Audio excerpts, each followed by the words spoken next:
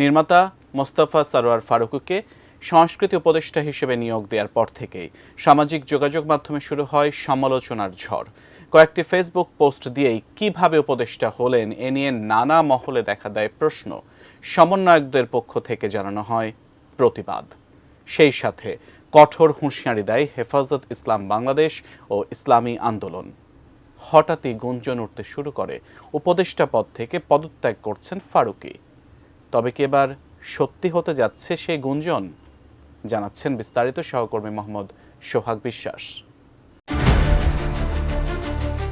বঙ্গভবনের ভিতরে যখন ৩ উপদেষ্টার শপথ চলছে, বাইরে তখন শিক্ষার্থীদের বিক্ষোভ।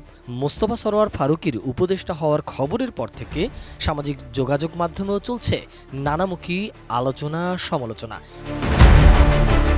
ছাত্রদের সাথে কোনো প্রকার আলোচনা মত বিনিময় না করেই মুজিববাদী উপদেষ্টাদের নিয়োগ দেওয়া হয়েছে। আমরা কি এই সকল উপদেষ্টাদেরকে মানি?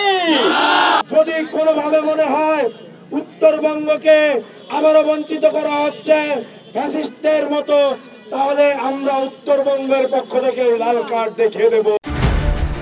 ফারুকীকে উপদেষ্টার পদ থেকে পদত্যাগ না করলে প্রধান উপদেষ্টার বিরুদ্ধে কর্মসূচির হুঁশিয়ারি দিয়েও রেখেছে ইসলামী আন্দোলন বাংলাদেশ। আপনি কোথাতে ক্ষমতার মস্তরাতে বসে ফারুকী সহ যে সমস্ত বিতর্কিত উপদেষ্টা আছে, যদি অবিলম্বে তাদেরকে পদত্যাগ করতে বাধ্য না করেন, তাহলে আপনার বিরুদ্ধে কর্মসূচি বাধ্য হবে। আপনি কি হার্টের সমস্যা নিয়ে দুশ্চিন্তাগ্রস্ত? স্বল্প খরচে হার্টকে ভালো রাখার সহজ উপায় মাতৃভূমি হার্ট কেয়ারে। উপদেষ্টা পরিষদে মোস্তফা সরোয়ার ফারুকীর নাম আসার পরপরই গত কয়েক বছর ধরে তার দেয়া বিভিন্ন ফেসবুক পোস্ট নিয়ে তোলপাড় শুরু হয় সামাজিক যোগাযোগ মাধ্যমে। বিশেষ করে তার স্ত্রী তিশার মুজিব একটি জাতির রূপকার সিনেমায় অভিনয় নিয়ে সমালোচনার বাসা বাঁধে।